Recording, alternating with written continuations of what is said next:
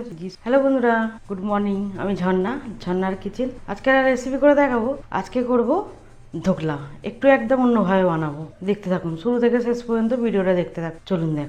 এখানে ডাল তো ভিজিয়ে রেখে দিয়েছি, রাতে দেখিয়েছি, একদম ভিজে গেছে। চাল ডাল দু রকম সব ভিজে গেছে, ভালোভাবে ফুলে গেছে। আর এখানে নিয়েছি হাফ বাটি বেসন। প্রথমে এটা তুলে নেবো, ধুয়ে রাখা আছে আর ধোবো না, জল থেকে নিয়ে তুলে নেবো। রাত্রে ভিজিয়ে রেখেছিলাম, 10 ঘন্টা হয়ে গেছে, সকালে করছি। পুরোটা তুলে নেবো। 2-3 ঘন্টাও রাখা যায় ভেজানো, তাড়াতাড়ি ভিজে যায় এই ডালগুলি। একটু বেশি রাখলে ভালো হয়। পুরো নিয়ে নিলাম, অল্প করে জল দেবো। এবারে এটাকে বেটে নেবো। এটাকে এবারে বেটে নিয়েছি, এরকম হয়েছে। একদম হালকা তো, অল্প একটু একটু করে গোটা গোটা আছে, ঢেলে নেবো।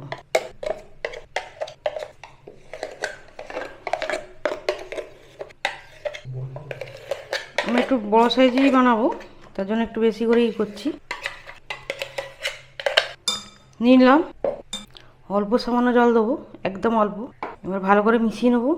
এইভাবে ঢোকলা বানালে খেতে কিন্তু দারুণ লাগে। আগে অন্যভাবে বানিয়ে দেখিয়েছি, আজকে একদম অন্যভাবে বানাবো। একদম পঞ্চি হবে আর খেতেও কিন্তু দারুণ হয়। এটাকে পাশে রাখবো। 6 থেকে 7 ঘন্টা রাখতে পারবো, রেখে দেবো। এটা বেশি রাখলে আরও বেশি ভালো হয়। ঢাকা দিয়ে রেখে দেবো। আর এখানে বেসন নিয়েছি হাফ বাটি, এটা অল্প করে জল দিয়ে দেবো। খালি এটাকে ভিজিয়ে রাখবো, কিছুই দিচ্ছি না, শুধু এমনি এরকম জল দিয়ে খালি ভিজিয়ে রাখবো। খুব বেশি এখন করার দরকার নেই, ভিজিলে এটা ভালোভাবে তখন ফেলিয়ে নেবো। এটাও ঢাকা দিয়ে রাখবো। এটাও ঢাকা দিয়ে দিলাম। এখানে ডাল সব ভিজে গেছে, একদম ফুলে গেছে। এটা ঢাকা ছিল বলে বেশি উঠতে পারিনি, কতটা ফুলেছে, একদম এর মধ্যে উঠে পড়েছে। বার করে নেবো। আর আমি বেসনটা বেশিক্ষণ রাখলে ওটা খারাপ হয়ে যাবে, তার জন্য আমি রাখলাম না। ওটা একটা অন্য রেসিপিতে আমি দিয়ে দিয়েছি। আর এখন আমি বেসনটা ইউজ করবো, কেন বেশিক্ষণ রাখা যাবে না বেসন ভিজিয়ে। আর 8 ঘন্টা হয়ে গেছে আমার এইটা ভেজানো। এখানে দিয়ে দিলাম 5 চামচে বেসন, এই চামচেতে। আর এইরকমভাবে ঢোলা বাইনে দারুণ টেস্টি হয়। এইভাবে একবার বাইনে খেয়ে দেখবে, দারুণ হয়। দিয়ে দেবো পরিমাণ মতো নুনটা দিয়ে দিলাম। ভালো করে মিশিয়ে নেবো। ভালো করে মেশানো হয়ে গেছে। এখানে হলুদ নিয়েছি, হাফ চামচে হলুদ দেবো। হলুদটা দিয়ে দিলাম। আবার একবার ভালো করে মিশিয়ে নেবো। ভালো করে মিশিয়ে নিলাম। এবারে জল দিয়ে ওটাকে করতে হবে। ভালো করে মিশিয়ে নিলাম, অল্প জল দেবো। আর এখানে জল বসিয়েছি, এটা চালু করে দেবো। আর এখানে একটা এরকম বাটি নিয়েছি, জলটা দেবো, এরকমভাবে বসিয়ে দেবো। ততক্ষণ গরম হোক, এটা রেডি করে নেবো।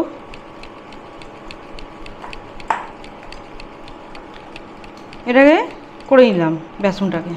আর এটা অনেকটা হয়ে গেছে, আমি হাফ দেবো, হাফের বেশি দেবো। পুরাই দিয়ে দিচ্ছি। এটা ফুলে গিয়ে এরকম হয়েছে, কিন্তু কমই। এটা এত ফুলেছে একদম বাটি ভর্তি হয়ে গেছে। আমি ভাবলাম অনেকটাই হয়েছে, তারপর দেখছি না, এটা হাওয়া ফুলে গিয়ে এরকম হয়েছে। পুরাই নিয়ে নিলাম, পুরোটাকে নিয়ে নিলাম। ভালো করে ফেটিয়ে নেব। অল্প জল দেবো, একদম অল্প করে, ভালো করে মিশিয়ে নেব।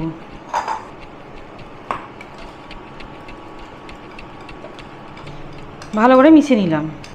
এরকম খুব বেশি পাতলাও না, খুব বেশি গাঢ়ও না, এইরকম থাকবে। আর এখানে একটা আমি থালাই করব। এখানে একটু সাদা তেল দিয়ে দেবো। তেল দিয়ে একটু ব্রাশ করে দেবো। সাদা তেল নিয়েছি, একটু সাইড দিয়ে দেবো। যে কোনো পাত্রতে করতে পারো, আমি এটাই করব। দিয়ে দিলাম, পাশে থাক। আর এখানে ইনো নিয়েছি, ইনোটা কেটে নিলাম। ইনোটা দিয়ে দেবো, পুরোটাই দিয়ে দেবো। পুরোটা দিয়ে দিলাম। আর একদম অল্প সামান্য জল দেবো। জলটা দিয়ে দিলাম। ভালো করে এটাকে ফিরিয়ে নেব। এইভাবে একদিক দিয়েই ফেটিয়ে নিতে হবে। এইভাবে বানালে একদম স্পঞ্জি হবে, আর খেতেও কিন্তু দারুণ লাগে। 1 মিনিট এইভাবে ফেটিয়ে নেব। কতটা ফুলে গেল।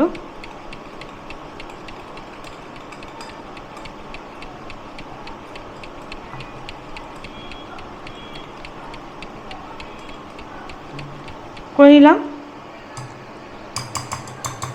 এবারে এইটাই ঢেলে নেব,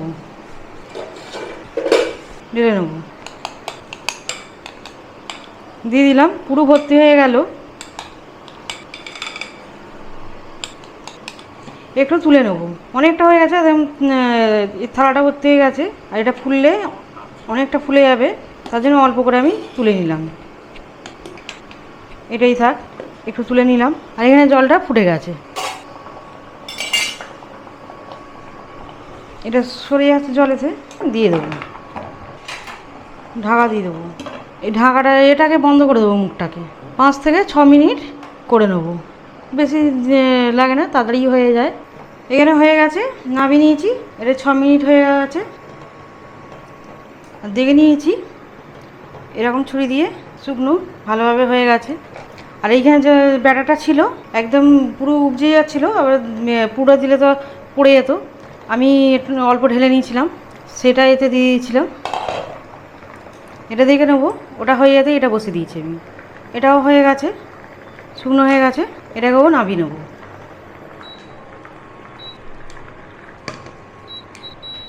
এটাও নামিয়ে ঠান্ডা করে নেবো। তারপরে এটা বানাবো। এখানে আদা বসিয়ে দিয়েছি, চালু করে দিলাম। দিয়ে দেবো সর্ষের তেল, ছোটো চামচে 3 চামচে তেল দিয়ে দিলাম, ছোটো চামচে তেলটা গরম হোক। আর এখানে নিয়েছি হাফ পিস লেবু নিয়েছি, 6-7টা কাঁচা লঙ্কা নিয়েছি, চিড়ে নিয়েছি কেটে। আর এখানে নিয়েছি সর্ষে 1 চামচে, ছোটো চামচেতে। এটা দিয়ে দেবো। এখানে কারি পাতা নিয়েছি, একটু বেশি করে কারি পাতা দেবো, টেস্টটা খুব সুন্দর হয়। আর সেন্টটাও সুন্দর হয়, টেস্ট ভালো হয়, বেশি করে একটু দিয়ে দেবো।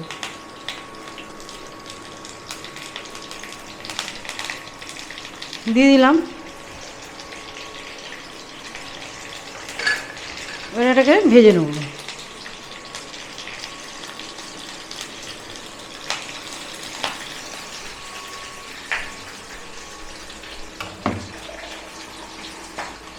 এটা ভালো করে ভেজে নেব।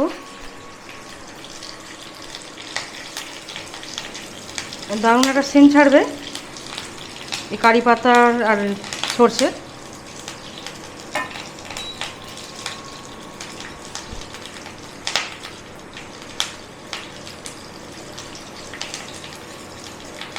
ভালোভাবে ভেজে নেব।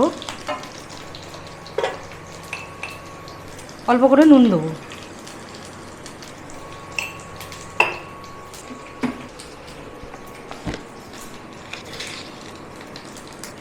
চিনি দেবো 1 চামচে, এই ছোটো চামচেতে 1 চামচে চিনি দিয়ে দিলাম।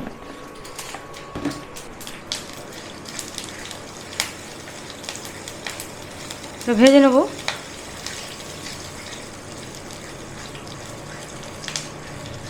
দারুণ সেন্ট হয়েছে, ভাজা হয়ে গেছে। জল নিয়েছি, দিয়ে দেবো।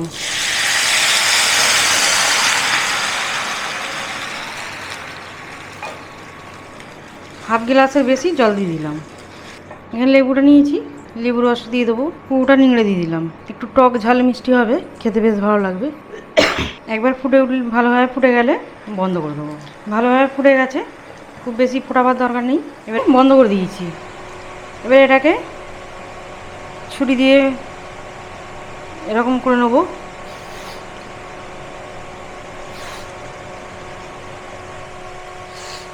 ঠান্ডা হয়ে গেছে,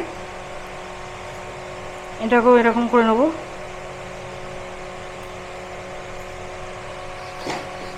করে নিলাম।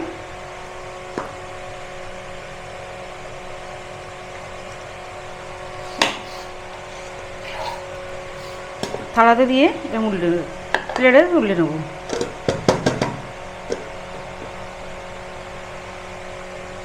কত সুন্দর হয়েছে দেখুন, থালা থেকে উঠে গেল। কতটা নরম তুলতুলে হয়েছে একদম, আর জালি জালি কতটা হয়েছে। এটাকেও তুলে নেব। দুটো হয়েছে, দুটোই তুলে নিচ্ছি।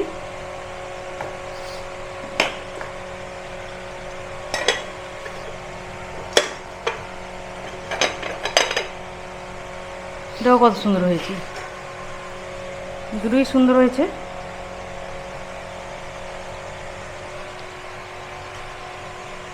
খেতেও কিন্তু দারুণ লাগে।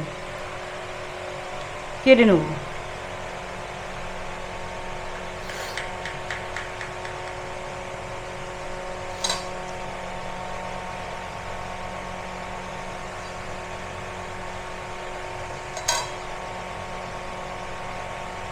কতটা সুন্দর হয়েছে, একদম নরম আর জালিদার কতটা হয়েছে, কত সুন্দর হয়েছে। পিস পিস করে নেব, একদম পঞ্চি হয়েছে।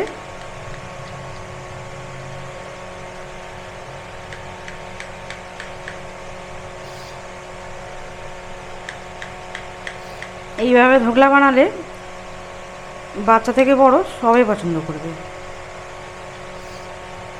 এটাকেও কেটে নেব।